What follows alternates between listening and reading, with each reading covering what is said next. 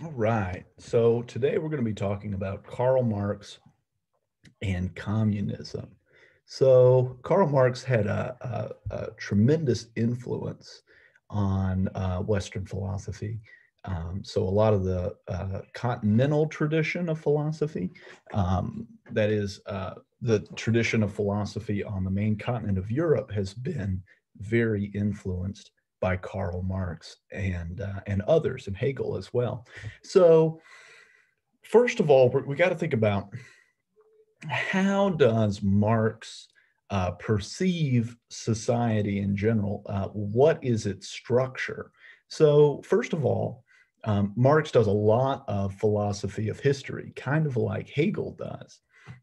But in contrast to Hegel, Marx does not think that it's ideas that move history forward, right? So recall that Hegel thinks that we have a thesis, right? Somebody says X, and then we have an antithesis. Somebody says Y, where Y is mutually exclusive with X. And then we have a synthesis. So we have a new claim Z that kind of draws truth out of both of these views. And then that's just like a cycle that moves history forward. So Marx says, look, no, it's ideas don't determine history in this way. Ideas aren't the basis of history. Rather, it's material conditions and economic conditions that determine how history works and how history moves.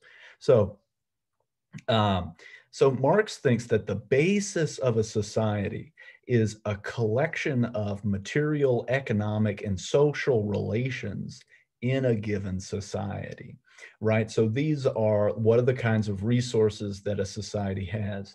What kinds of economic systems are in place, and what kinds of power relations and social relations sort of exist between different members of a given society.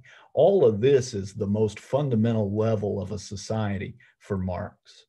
Okay, so the basis of society sort of provides what we can build up from that society. And this is what Marx calls the superstructure of society. So these are the various political institutions, arts, culture, philosophies, and sciences of a given society, right? So all of this is determined by a society's basis, which are these material and economic and social conditions. Um, so the basis of a society determines what the superstructure will look like, and not necessarily vice versa. We can interpret Hegel as sort of making the opposite claim here, that what determines what the basis of a society will look like are the kinds of ideas that mold a superstructure of society.